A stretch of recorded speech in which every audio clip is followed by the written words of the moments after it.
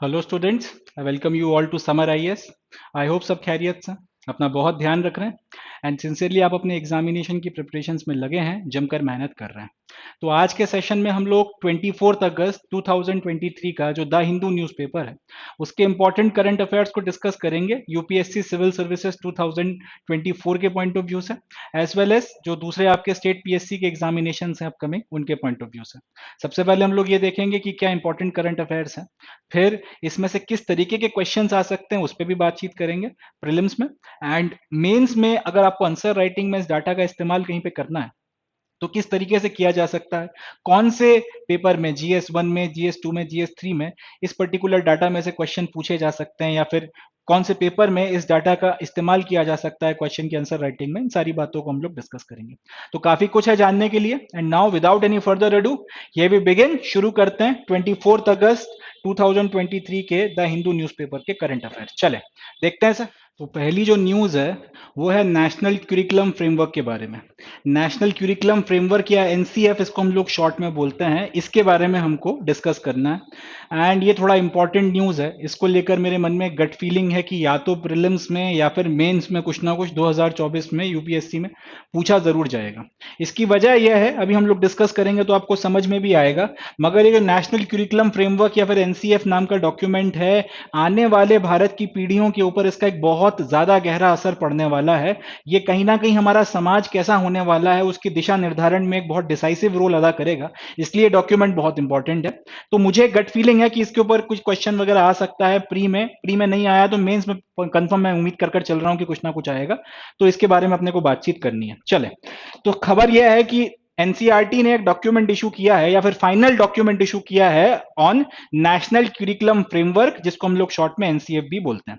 अब ये जो नेशनल क्यूरिकुलम फ्रेमवर्क नाम का डॉक्यूमेंट है क्या नहीं है वो तो बात की बात है। इसको लिखा किसने?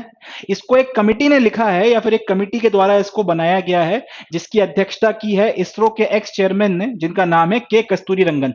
तो के कस्तूरी रंगन साहब जो इसरो के एक्स बॉस हैं या फिर एक्स चेयरमैन हैं, उनकी अध्यक्षता में कमेटी बनाई गई एनसीईआरटी के द्वारा, और उन्होंने बोला कि साहब आप लोग बैठ के नेशनल क्यूरिकुलम फ्रेमवर्क लिखो, और उन्होंने ये एनसीएफ फाइनली लिखकर इसका ड्राफ्ट तैयार करके हमें दिया। The recommendations by the NCF are as per the National Education Policy NEP 2020। अब ये जो नेशनल क्यूरिकुलम फ्रेमवर्क नाम का डॉक्यूमेंट है, इसमें कुछ रिकमेंडेशंस दिए गए हैं, इसमें कुछ बातें की गई हैं। ये जो भी बातें हैं, इसमें जो भी कंटेंट या जो भी मसाला लिखा गया है, वो सारा का सारा नेशनल एजुकेशन पॉलिसी के ऊपर बेस किया गया है। थोड़ा सा इस बात को समझते हैं। मतलब ये कि पहले सरकार ने ये डिसाइड किया कि भाई 1986 में जो नेशनल एजुकेशन पॉलिसी बनाई थी वो आज की तारीख में आउटडेटेड है, आज की तारीख में उसके अनुसार शिक्षा देना सही नहीं है। इसमें वक्त के साथ में 1986 से लेकर अभी तक जो बदलाव हो चुके हैं उन सब के अनुसार इसमें चेंज करना जरूरी है। तो फाइनली 2020 तक में इन्होंने एक नई एजुकेशन पॉलिसी रिलीज करी जिसका नाम था नेशनल एजुकेशन पॉलिसी 2020। अब नेशनल एजुकेशन पॉलिसी 2020 में काफी सारी बातें कही गई थी कि हम लोग ये करेंगे वो करेंगे, इस तरीके से काफी सारी बातें इसमें लिखी गई थी। अब इन सारी पॉलिसी, ये नेशनल एजुकेशन पॉलिसी में जो बड़ी बड़ी बातें की गई थी कि हम लोग भाई क्रेडिट सिस्टम लेकर आ जाएंगे, हम बच्चों के को जो है अंडरस्टैंडिंग पे ज्यादा फोकस करेंगे, रोट लर्निंग जो है सिर्फ रटना भर जो है या रट्टाफिकेशन जो है उसको हटाएंगे, ज्यादा लैंग्वेजेस सीख सके हमारे बच्चे, एक क्षेत्र का बच्चा जो है दूसरे क्षेत्र की लैंग्वेज सीख सके इंडिया की, और ज्यादा अच्छा नेशनल इंटीग्रेशन हो, उसके लिए हम लोग कुछ करेंगे। इस तरीके की बातें इस नेशनल एजुकेशन पॉलिसी में लिखी थी। अब आपने पॉलिसी तो बना ली, बट इस पॉलिसी को लागू कैसे करोगे? तो लागू करने के लिए फिर एक और कमिटी बनाई गई जिसको यह बोला गया कि ये नेशनल क्यूरिकुलम फ्रेमवर्क आपको लिखना है। अब ये नेशनल क्यूरिकुलम फ्रेमवर्क जो है लिखकर तैयार किया गया है, जिसमें रिकमेंडेशन दिए गए हैं कि ये जो नेशनल एजुकेशन पॉलिसी के प्रिंसिपल्स हैं उनको लागू कैसे करना है। तो एनसीएफ के रिकमेंडेशंस के बेसिस पे एनसीएफ ने जो भी रिकमेंडेशन दिए हैं, एनसीएफ ने जो भी रिकमेंडेशन दिए हैं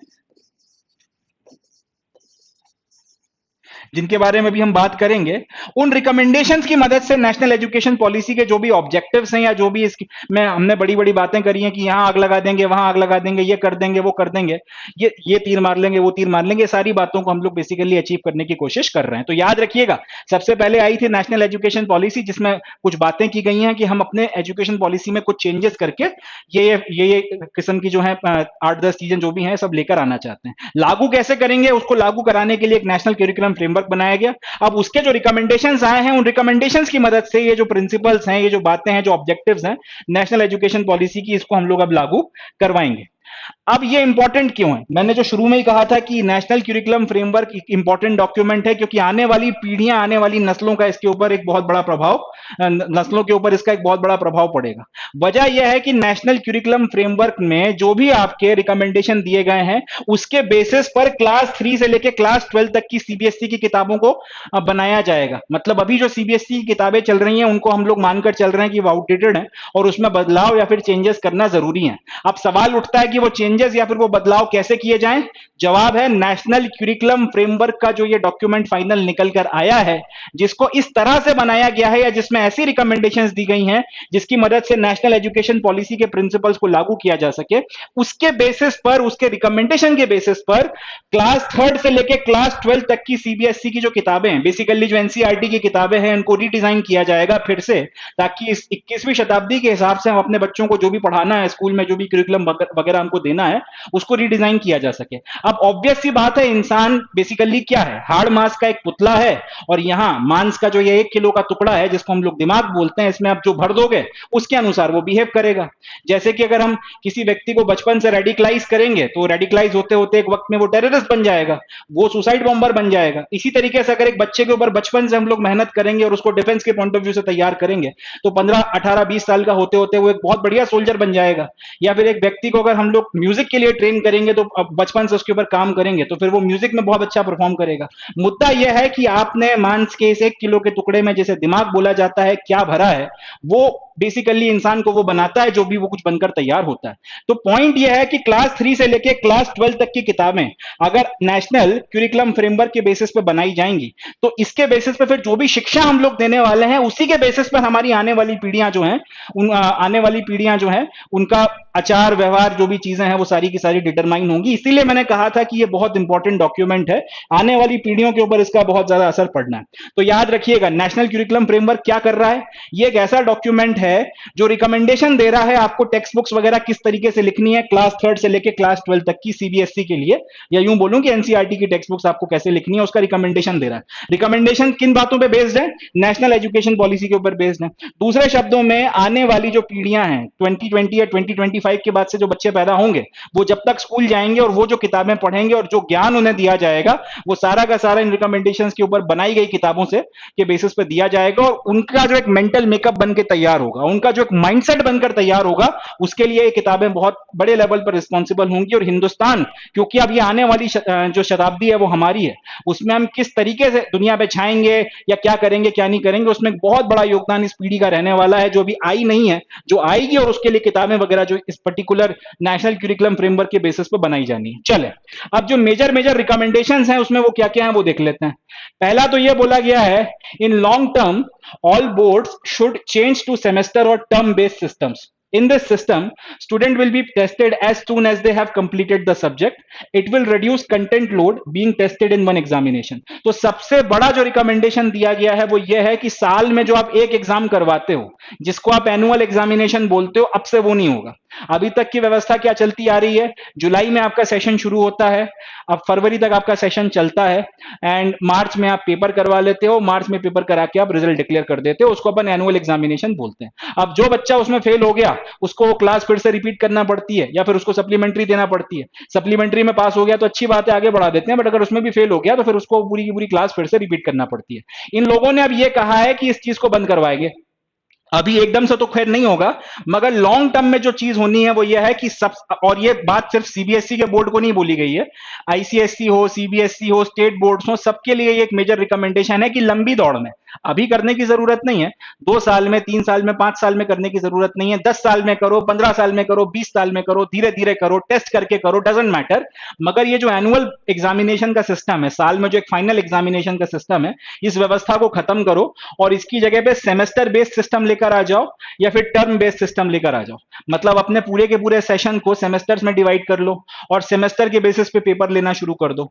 दूसरा, आप ये कर सकते हो कि पूरे के पूरे सेशन को टर्म्स में डिवाइड कर दो और टर्म्स के बेसिस पर जो है आप एग्जामिनेशन लेना शुरू कर दो। अब इसमें भी एक बात ये कही गई है कि स्टूडेंट को साल के अंत तक वेट करने की जरूरत नहीं है। साल भर आप एक सब्जेक्ट पढ़ाओ, इतना बड़ा उसका गट्ठर बना दो दिमाग में इंफॉर्मेशन या नॉलेज का, और उसके बाद फाइनल टेस्टिंग उसकी करो, ये मत करवाओ। आप एक काम करो, स्टूडेंट जैसे ही सब्जेक्ट खत्म करता है, जैसे ही आपका सब्जेक्ट खत्म होता है, क्लास में आपने सब्जेक्ट पढ़ा के खत्म किया, एक शॉर्ट नोटिस दे दो कि भाई 15 दिन में या 20 दिन में पेपर लेना है, या फिर स्टूडेंट से पूछ लो कि चलो ये सब्जेक्ट आज अपना खत्म हो गया है, अब तुम बताओ कि तुम लोग कितने दिनों में तैयार हो इसका पेपर देने के लिए। इस तरीके से सेमेस्टर बेस्ड सिस्टम या टर्म बेस्ड सिस्टम बनाओ। जैसे ही सब्जेक्ट खत्म होता है, जल्दी से जल्दी उसका पेपर ले लो, या फिर अगर जल्दी से जल्दी पेपर नहीं ले सकते तो स्टूडेंट से पूछ लो कि भाई तुम कब पेपर देना चाहते हो। इससे होगा ये कि उस बच्चों के ऊपर जो है लोड कम होगा, और कि भाई आपको एक ही एग्जामिनेशन में टेस्ट किया जाना है, फाइनल एग्जामिनेशन है, और सारा आप जो है रटे जा रहे हो या फिर उसको बिना समझे बिना अंडरस्टैंडिंग के क्रैम कर रहे हो। इन सब चीजों की जगह बच्चा जो है अंडरस्टैंडिंग पे ज्यादा फोकस करेगा। अब ये नहीं होगा कि यार आप तुम एक काम करो, ये एग्जामिनेशन आने वाले हैं 2 महीने के बाद में, चलो अभी तक तो अपन ने कुछ नहीं किया, तो आप अपन रट्टा मारना शुरू करते हैं, भाड़ में जाए क्या लिखा है क्या नहीं लिखा हमें फर्क नहीं पड़ता, बस हम रट लेंगे, या फिर हम जो है जल्दी जल्दी क्रैम कर लेंगे, या फिर हम लोग इंपॉर्टेंट क्वेश्चन रट लेते हैं और बाकी सब्जेक्ट वब्जेक्ट हमें नहीं पढ़ना। ये नाटक नहीं करो। आप एक काम करो कि सब्जेक्ट को जैसे ही आपका सब्जेक्ट खत्म होता है, बच्चों से पूछो कि आपकी अंडरस्टैंडिंग कैसी है, क्या है, आप तैयार हो, ठीक है भैया 20 दिनों का वक्त है या 15 दिनों का वक्त है या एक हफ्ते का वक्त है, तैयार कर आओ, कंसेप्ट के बेसिस पे पेपर होगा, रोट लर्निंग पे फोकस नहीं होगा। एक तो इस पे आपको भी ऊपर जो है स्ट्रेस कम है कि अब आपको वेट नहीं करना कि यार 6 महीने बाद पेपर है, अब नहीं पढ़ते बाद में देखेंगे, 6 महीने सब्जेक्ट खुला ही नहीं, पता चला फिर लास्ट में खोला और कुछ समझ में नहीं आ रहा है, या फिर कंसिस्टेंसी के साथ में आपने मेहनत करी मगर पेपर बहुत दूर है, आपने फिर उसको बंद करके रख दिया, आपका इंटरेस्ट ही नहीं उठा उसमें। ऐसा नहीं है, जैसे ही सब्जेक्ट खत्म होता है वैसे जो है आप उसका जल्दी से जल्दी पेपर ले लो, और फोकस करो कि रोट लर्निंग की जगह पे कंसेप्ट के ऊपर ज्यादा इंपॉर्टेंस दिया जाए। स्टूडेंट्स के ऊपर से लोड भी कम होगा और स्टूडेंट्स की जो क्वालिटी ऑफ लर्निंग है वो इंप्रूव होगा, वो इंक्रीज होगा। दूसरा ये कि all students must be allowed to take board examination twice an year and only best score be retained. ये भी एक बहुत अच्छी बात की गई है कि हर एक जो बच्चा है उस बोर्ड एग्जामिनेशंस के लिए जो बैठता है, 10th के जो बोर्ड एग्जामिनेशंस हैं या 12th के जो बोर्ड एग्जामिनेशंस हैं, वो साल में कम से कम उसको 2 बार देने का मौका आपको देना है। मतलब अभी तक तो ऐसा है, जो बच्चा 10th में आया उसका मार्च में पेपर होगा बोर्ड का और उसका रिजल्ट आ जाएगा, फिर वो 11th में जाएगा, और इसी तरह से 12th में जो बच्चा है उसका भी वही साल के लास्ट में पेपर होगा और रिजल्ट आ जाएगा, उसके बाद वो कॉलेज ज्वाइन करेगा।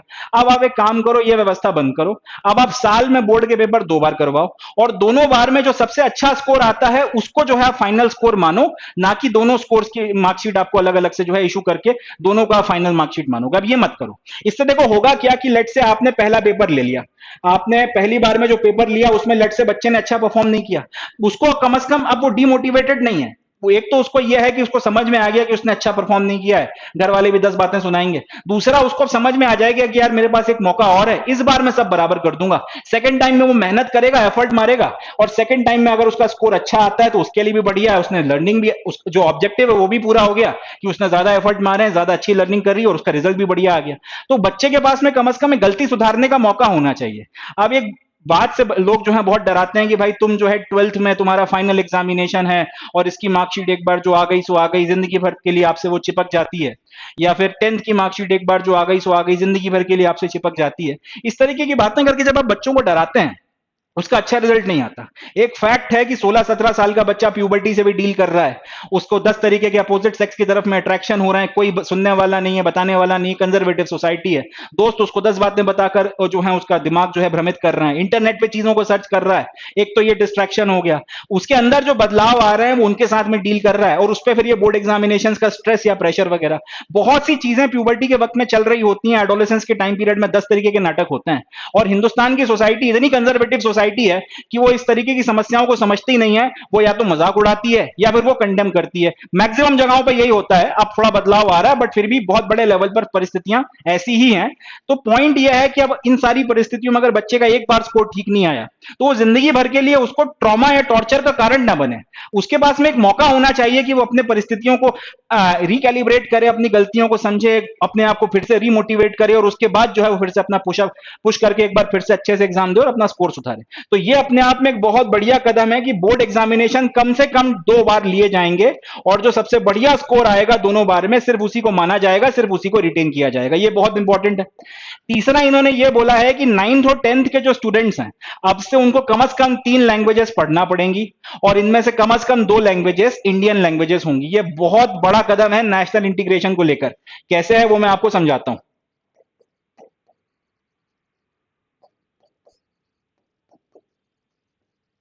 अभी तक हो क्या रहा है कि 9th और 10th के जो बच्चे हैं, अगर हम लोग हिंदी भाषी क्षेत्रों की बात करें, मध्य प्रदेश की बात करें, राजस्थान की बात करें, यूपी, बिहार और ऊपर जो आपके इलाके हैं, हरियाणा की बात कर लें, दिल्ली की बात कर लें, हिमाचल प्रदेश की बात कर लें, उत्तराखंड की बात कर लें, जम्मू के इलाके की बात कर लें, अभी होता क्या है, 9th और 10th में जो बच्चा है सीबीएसई में जो पढ़ रहा है, वो एक तो इंग्लिश लैंग्वेज पढ़ता है और एक पढ़ता है वो हिंदी, जो उसकी मातृभाषा है। अब होता क्या है कि वो इंग्लिश और हिंदी उसने पढ़ी नहीं पढ़ी, जो भी है उसने थोड़ी बहुत सीखी, अपना काम चल गया उसका। अब इसी वक्त में जो तमिलनाडु में रहने वाला बच्चा है वो दो लैंग्वेजेस पढ़ रहा है, एक वो पढ़ रहा है इंग्लिश और एक वो पढ़ रहा है तमिल। अब दिक्कत यह है कि जो तमिल बोलने वाला बच्चा है वो हिंदी बिल्कुल नहीं सीख रहा, इसी तरीके से जो हिंदी बोलने वाला बच्चा है उसको तमिल का ता नहीं आता। अब कभी जिंदगी में ये दोनों बच्चे अगर टकराते हैं तो इनको इंग्लिश लैंग्वेज का सहारा लेना पड़ेगा कम्युनिकेशन करने के लिए, एंड कहीं ना कहीं एक डिफीट है हम लोगों के लिए, एक सिविलाइजेशन के तौर पर, कि हमारे पास इतनी सारी भाषाएं और उसके बाद भी हमें दो क्षेत्रों के लोगों को कम्युनिकेट करने के लिए सात समंदर पार की भाषा का इस्तेमाल करना पड़ रहा है। ये चीज ठीक नहीं है। तो कहीं ना कहीं इस तरीके के जो एक लैंग्वेज बैरियर है, एक लैंग्वेज गैप है, इसको भरने के लिए अब कदम ये उठाया गया है कि भैया 9th में तुम्हें कम से कम, 9th और 10th में तुम्हें कम से कम 3 लैंग्वेजेस पढ़ना पड़ेंगी। चलो एक आपने इंग्लिश पकड़ ली, एक आपने हिंदी पकड़ ली, जो हिंदी भाषी क्षेत्र के लोग हैं उन्होंने हिंदी पकड़ ली, और साउथ इंडिया के जो अलग अलग स्टेट्स हैं, किसी ने कन्नड़ ले ली, किसी ने तमिल ले ली, किसी ने तेलुगु ले ली। अब एक लैंग्वेज आपको और पढ़नी है, और इस पे शर्त ये लगा दी गई है कि ये लैंग्वेज आपका एक इंडियन लैंग्वेज होनी चाहिए। तो हिंदी भाषी क्षेत्र का जो आदमी है या तो वो कन्नड़ ले ले, या फिर वो तमिल पढ़े, या फिर वो मलयालम सीखे, या फिर वो तेलुगु पढ़े, मगर कोई एक लैंग्वेज उसको सीखना पड़ेगी। अब 9th और 10th में जो ये भाषाएं ये हैं बेसिकली 6th क्लास से शुरू हो जाती है। छठी सातवीं क्लास से अगर आप एक हिंदी भाषी क्षेत्र के बच्चे को एक अहिंदी भाषी क्षेत्र, एक नॉन हिंदी स्पीकिंग क्षेत्र की लैंग्वेज सिखा रहे हो, तो 10th तक आते आते, 10th के बाद में भले ही वो उसको ना पढ़े, बट 6, 7, 8, 9, 10 5 सालों में वो उस लैंग्वेज को इतना तो सीख लेगा कि अगर वो उस क्षेत्र के किसी आदमी से मिलता है, या फिर कभी वहां पे काम करने जाता है, या कभी घूमने जाता है, तो वो कम्युनिकेट कर सकता है। अब एक हिंदी स्पीकिंग आदमी अगर किसी दूसरे क्षेत्र के व्यक्ति से अगर उसकी भाषा में बात करेगा, उसे कितना अच्छा लगेगा। ये एक अपने आप में इंटीग्रेशन का काम करेगा, बॉन्डिंग का काम करेगा। इसी तरीके से अगर तमिलनाडु का या केरल का या कर्नाटक का या आंध्र का कोई बच्चा है, वो अगर 3 लैंग्वेजेस 9th और 10th की बात कर रहे हैं, बेसिकली छठी क्लास से जैसे संस्कृत सिखाई जाती है, थर्ड लैंग्वेज वहां से शुरू होती है। अब वो भी 6 से लेकर 10th क्लास तक में अगर 3 लैंग्वेजेस सीख रहा है, एक उसने इंग्लिश पकड़ ली, एक उसकी मदर टंग हो गई, कन्नड़ हो गई, तमिल हो गई, तेलुगु हो गई, और एक उसने हिंदी सीखना शुरू कर दी, तो 5 सालों में वो इतनी हिंदी सीख लेगा कि भाई वो अगर कभी आपका नॉर्थ इंडियन स्टेट्स में काम करने आता है तो लैंग्वेज के बेसिस पर उसको दिक्कत नहीं आएगी। फिर वही बात है कि नेशनल इंटीग्रेशन जो है बढ़ेगा। तो ये जो कदम है ये अपने आप में एक बहुत बढ़िया बढ़िया कदम है 3 लैंग्वेज फॉर्मूला का, कि आप भैया 3 लैंग्वेजेस सीखो। एक, चलो मान लिया कि आपने इंग्लिश सीख ली, एक आपकी मदर टंग हो गई, अब एक लैंग्वेज और जो सीखनी है वो इंडियन लैंग्वेज होगी। अपने पास झुंड भरा हुआ है, अपने पास मतलब जो है पूरा का पूरा भीड़ लगी हुई है लैंग्वेजेस की, जो सीखना चाहो सीखो, मगर एक आपको इंडियन लैंग्वेज सीखना पड़ेगी। इसका फायदा यह है कि नेशनल इंटीग्रेशन होगा, और हमारी जो भाषाएं हैं, जो इनका अपना इतना एक लिटरेचर है, इतना हजारों सालों का इतिहास है, इतना हमारे पास सारी चीजें हैं, ये लोगों के बीच में समझ में आएंगी। जैसे मैं आपको अपना एक एग्जांपल बताता हूँ। तमिल लैंग्वेज में एक बड़ा एपिक लिटरेचर है जिसका नाम है पोनियन सेल्वन। इस पे 5 किताबें लिखी गई हैं। कल्कि कृष्णमूर्ति करके राइटर थे, उन्होंने ये नॉवेल्स लिखे थे। पोनियन सेल्वन की 5 किताबें हैं। मैंने उसे इंग्लिश में पढ़ा है, मैंने उसकी मूवीज भी देखी और गजब की स्टोरी है। प्रॉब्लम यह है कि अब मेरे अंदर से एक इच्छा आती है कि काश मैं ये जो पोनियन सेल्वन करके ये नॉवेल्स हैं पांचों, इसको मैं इसकी ओरिजिनल लैंग्वेज में पढ़ पाता तो तब क्या मजा आता है इसको। मैंने तो इंग्लिश ट्रांसलेशन पढ़ा है, एक्चुअल में उसको तमिल में लिखा गया था। अब ये क्योंकि मुझे तमिल नहीं आती और तमिल सीखना इस उम्र में आके, जब मेरा दिमाग एक खास तरीके से क्रिस्टलाइज हो गया है, बहुत थोड़ा सा मुश्किल काम है। बचपन में तो भाषाएं आसानी से सीखी जा सकती हैं, मगर बड़ा हो जाने के बाद में भाषाओं को सीखना अपने आप में एक बहुत मुश्किल काम होता है। तो अब मुझे अगर उसको पढ़ना है तो उसके लिए तमिल लैंग्वेज सीखना पड़ेगी, ये मेरे लिए थोड़ा मुश्किल पड़ेगा। इसी की जगह अगर एक छठी क्लास में बच्चा है, उसको अगर तमिल सिखाई जाए और छठी से लेकर 10वीं क्लास तक में वो इतनी तमिल सीख जाएगी, पढ़ सकता है, लिख सकता है, बोल सकता है, तो शायद उसके लिए वो नॉवेल्स पढ़ना ज्यादा आसान हो जाएगा उस लैंग्वेज में। यही बात आप एक तमिल बच्चे के पॉइंट ऑफ व्यू से कह सकते हो कि उसने कोई हिंदी नॉवेल का या फिर किसी दूसरे नॉवेल का अगर तमिल ट्रांसलेशन पढ़ा है या इंग्लिश ट्रांसलेशन पढ़ा है तो उसको मजा आया, अच्छा लगा।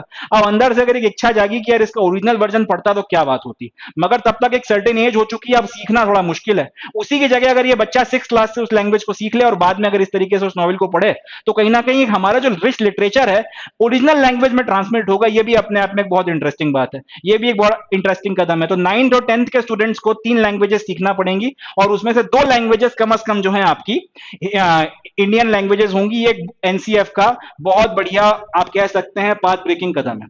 आज की तारीख में सिर्फ दो लैंग्वेजेस सिखाई जा रही हैं, तो एक इंग्लिश सीख लेते हैं, एक अपनी मदर टंग सीख लेते हैं, बाकी सब सीखते ही नहीं है। ये चीज जो है खत्म हो जाएगी। इसी तरीके से 11th और 12th में भी अब ये बोला गया है कि आपको कम से कम दो लैंग्वेज पढ़ना पड़ेंगे और उसमें से कम एक लैंग्वेज आपकी इंडियन होगी।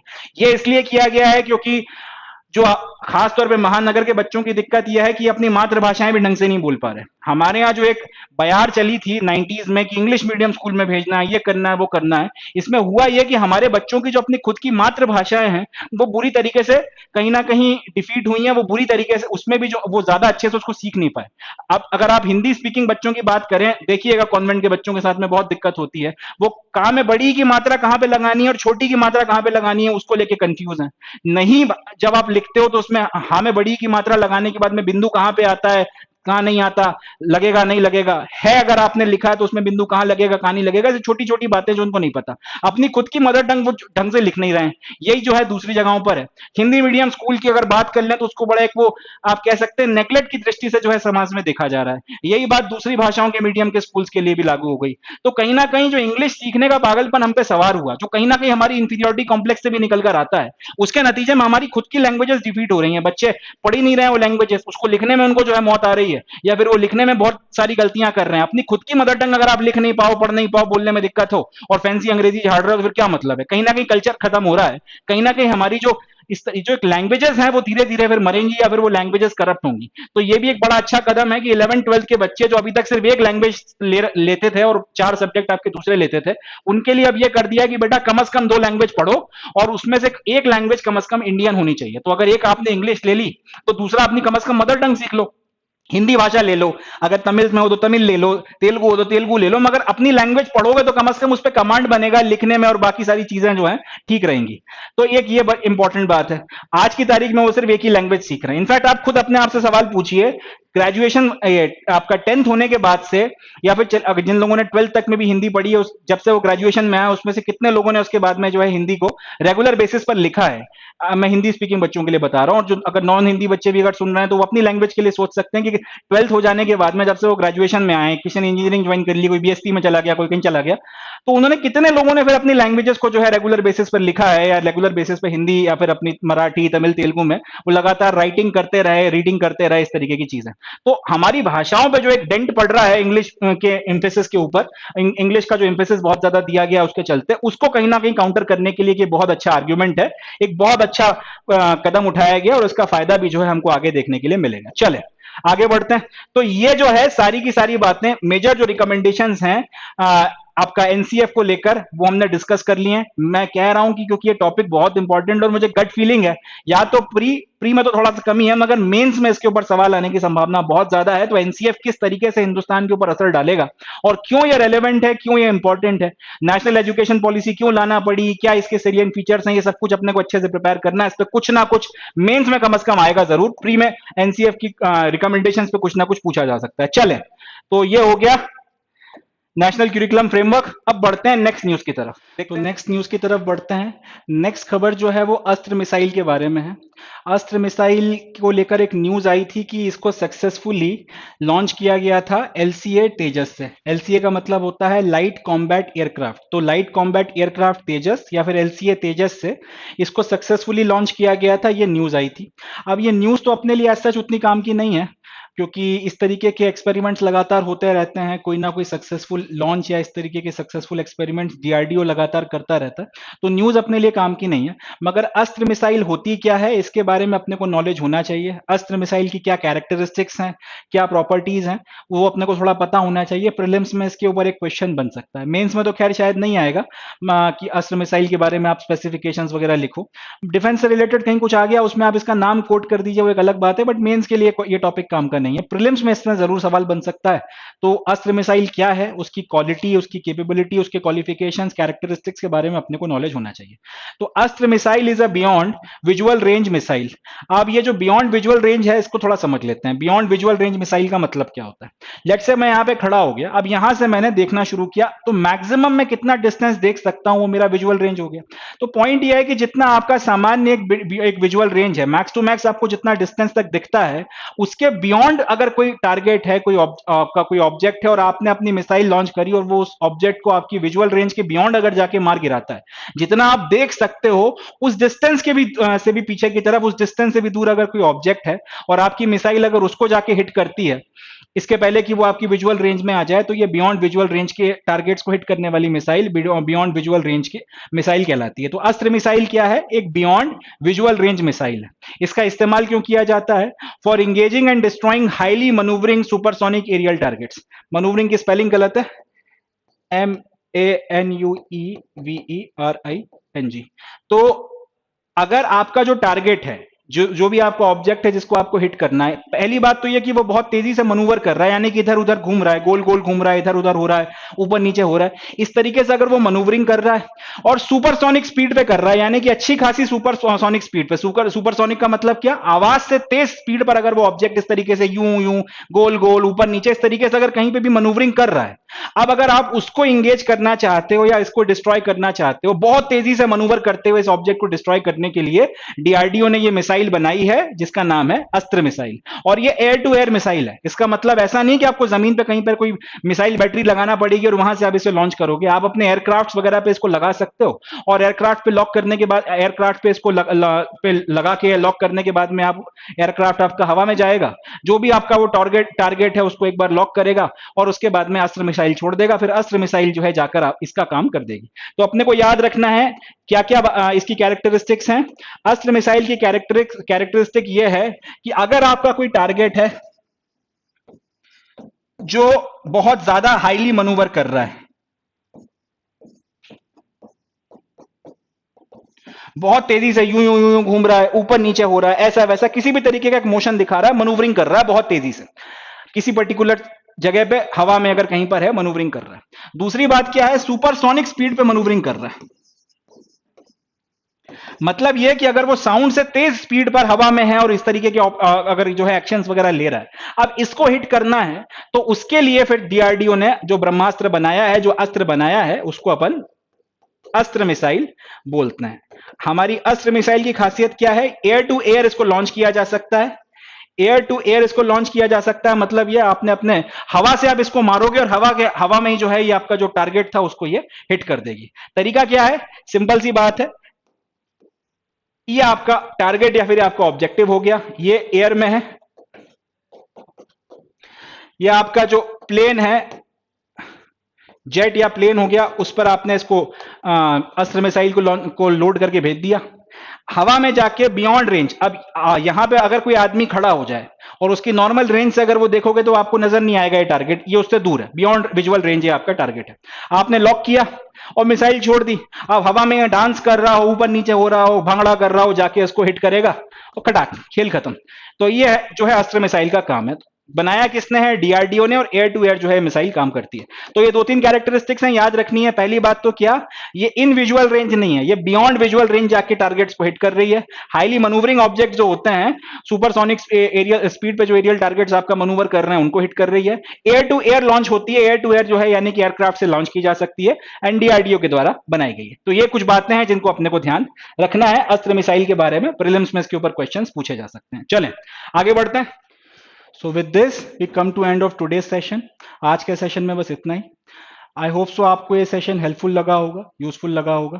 तो आज का सेशन यहीं पर समाप्त करता हूं। मिलता हूं मैं आपसे नेक्स्ट सेशन में, जब मैं 25 अगस्त 2023 के करंट अफेयर्स को आपके साथ में डिस्कस करूंगा द हिंदू न्यूज़पेपर के। तब तक अपना ध्यान रखें, खुश रहें, पॉजिटिव रहें।